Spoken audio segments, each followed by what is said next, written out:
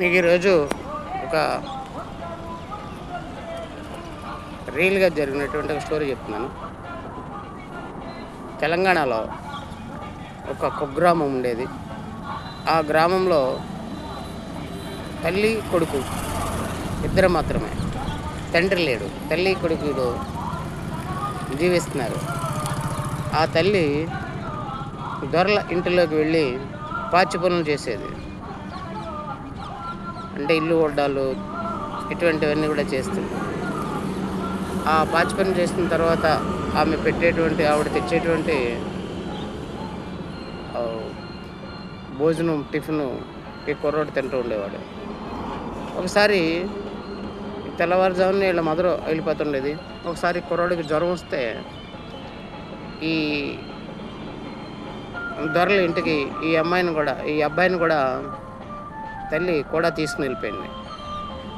వెళ్ళిపోతే అక్కడ సాంప్రదాయం ఏంటంటే ఎవరితో పని చేస్తారో వాళ్ళు మాత్రమే లోపలికి వెళ్ళాలి. ఇంకెవ్వరిని కూడా లోపలికి వెళ్ళడానికి కూడా ఉండదన్నమాట.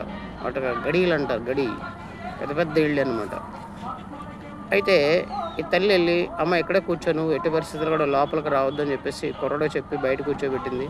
కూర్చోబెట్టి తల్లి వెళ్ళి తన పనులు తాను చేసుకుంటుంది. ఒక కుర్రవాడు కదా, చిన్న పిల్లవాడు. ఈ కుర్రవాడు ఏం చేశాడంటే జాయిగా తలుపు తోసుకుని లోపలికి వెళ్ళి ఏమున్నాయని చూద్దామని చెప్పి లోపల చూస్తూ ఉంటాడు. ఈ లోపల ఆ ఇంటి యజమాని వచ్చి ఆ అబ్బాయిని కొడతాడు. నువ్వేమిట్రా మా ఇంట్లోకి రావడం ఏంటో అని చెప్పి కొడతాడు. కొట్టినప్పుడు ఆ కుర్రాడు అనుకుంటాడట మనసులో, నేను ఎప్పటికైనా సరే ఈ ఇల్లు కొంటాను అని దృఢ సంకల్పంతో అనుకున్నాడంట. అనుకున్న తర్వాత అంచెలంచెలుగా చదువుకున్నాడు. 10th, ఇంటర్, డిగ్రీ అంటే ఇంజనీరింగ్ చేశాడు. ఇంజనీరింగ్ చేసిన తర్వాత అమెరికా వెళ్ళిపోయాడు. అమెరికా వెళ్ళి బాగా డబ్బు సంపాదించి మళ్ళీ ఇండియా వచ్చాడు. ఇండియా వచ్చినప్పటికీ ఎలక్షన్స్ వచ్చినాయి. ఎలక్షన్స్లో డాక్టర్ వైఎస్ రాజశేఖర రెడ్డి గారు పిలిచి ఆయనకి సీట్ ఇచ్చారు.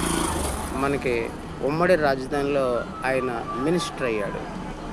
ఈయన మినిస్టర్ అయ్యే టైంకి ఏ గడి యజమాని అతన్ని అవమానించాడో అతను దుర్భర పరిస్థితి ఎదుర్కొంటున్నాడు.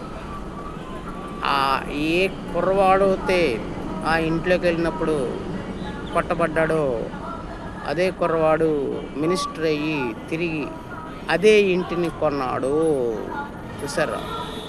ఆయన పేరు ఉమ్మడి ఆంధ్రప్రదేశ్లో మనకి ప్రముఖమైనటువంటి మంత్రిగా పనిచేస్తారు వైఎస్ రాజశేఖర రెడ్డి గారి గవర్నమెంట్లో. చూసారా?